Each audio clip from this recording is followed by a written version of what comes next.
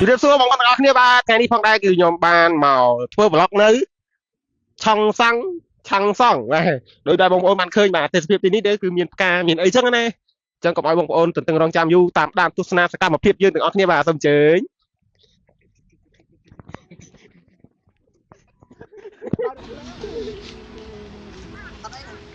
Ito.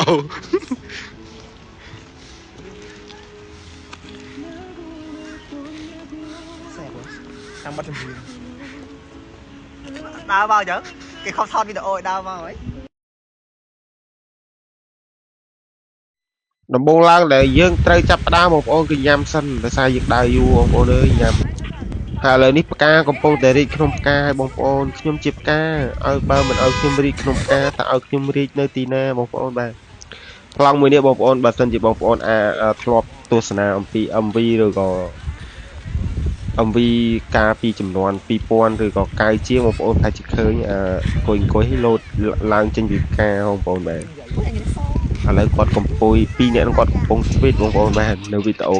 cái mục tiết nâng khơi ở vậy play play sầmรับquạt pi nè bông ôn mà lấy quạt cầm pông tay sờ bàiដោយសារមិញហ្នឹងអន់ចិត្តតិចតួចរួចក៏ទាញកាមេរ៉ាមកថតម្នាក់ឯងនៅមាត់ទឹកហើយក៏មិនឆ្លើយបាទគេកំពុងចូលតួហើយឡើងគោកអត់ទេគឺខ្លាចធ្លាក់ទឹកឥ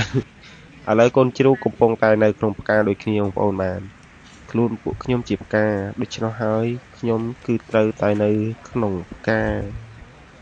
គឺនៅក្នុងផ្កាហ្នឹងហើយបងប្អូនបាទឥឡូវយើងបានមកប្លង់ដែរដោយសារកន្លែងហ្នឹងទៅយឺតពេកបងប្អូនបើថាទៅលឿនស្អាតបាត់ហើយកន្លែងនេះនឹងមានអ្វីកើតឡើងតិចទៀតបងប្អូនបាទតាមដានកន្លែងនេះឲ្យចាប់ចង់ចាប់ដើមហើយឲ្យដល់យកចិត្តទុកដាក់តិចទៀតខ្មោចជួមនុស្សមនុស្សចូលខ្មោចបងប្អូន1 2 3អូយប្រកាសទីនេះគឺស្អាតមែនតើបងប្អូនហើយខ្ញុំក៏បានមកប្លង់ទៀតដោយសារកន្លែងនេះខ្ញុំថាថតដាក់វីដេអូចម្រៀងលេងទៅបងប្អូនដោយសារឃើញទេសភាពស្អាតភ្នំស្អាតក៏កាត់ចូលវីដេអូហ្មងទៅកុំឲ្យញញច្រើនចឹងណាបងប្អូនដែរ